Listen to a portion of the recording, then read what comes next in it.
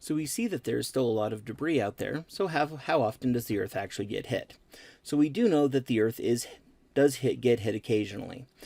Now, it's not very frequently, but it does get hit. For example, here's an image of Crater National Park found in Arizona. This formed about 50,000 years ago when a 50-meter cross asteroid struck the ground going at 11 kilometers per second. It's hard to tell based on this picture, but to give you a little bit of a sense of scale, that is a road leading up to the rim of the crater. So it's actually kind of big. Now, as geologists were going through, digging, looking at different sedimentary layers, they actually found one sedimentary layer that was rich in the rare earth element iridium. Now, iridium is rare earth, meaning that we don't find it commonly on the center of the Earth. Not that we don't have it at all, but we just don't find it very much. However, it is relatively common to be found in asteroids and meteorites, so lumps of rock that come from space.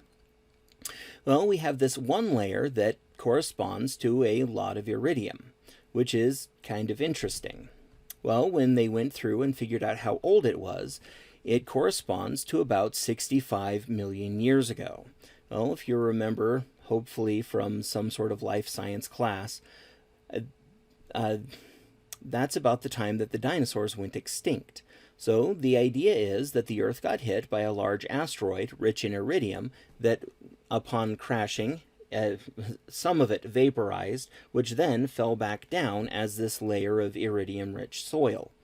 Now, more evidence has been accumulating for this idea that a giant impact actually led to the extinction of the dinosaurs. In the 1980s, the impact crater for where this actually happened was found in Chicxulub, or by the city of Chicxulub in the Yucatan Peninsula of Mexico. So we even think we know exactly where it hit, which is kind of interesting. In 1908, there was a large explosion in the Tunguska region of Siberia in far eastern Russia.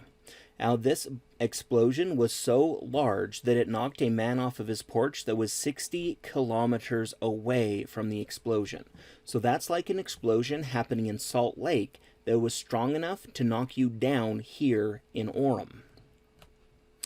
Now, this also occurred during a period of political unrest and also the lead up to World War I, which means that it actually took somewhere around 20 years for scientists to finally be able to get out to this region to try and start to figure out what they found.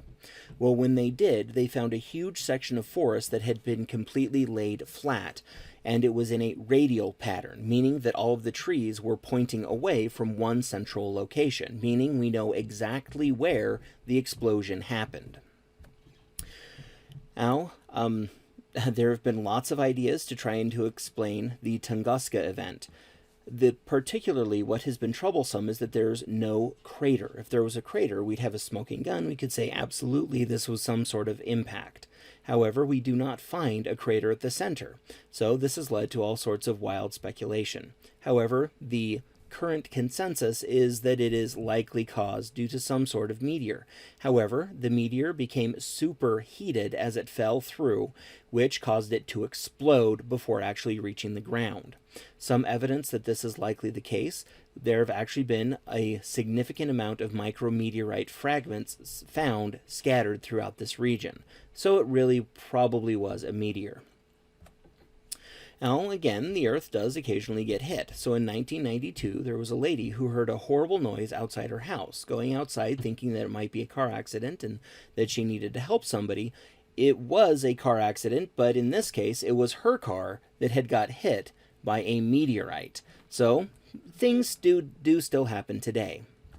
Now, the exact likelihood of an impact is directly related to the size of the impactor. So on the scale, up and down, we have frequency, so how often these impacts are going to happen, and along the bottom we have the size of the impactor.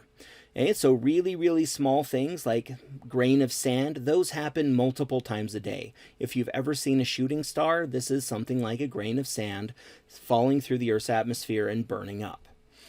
Things that get larger that could actually lead to an atmospheric explosion, these things happen once about every 100 years to every 1,000 years. Something that could actually lead to a tsunami or widespread devastation. These things occur every million, 100 million years or so.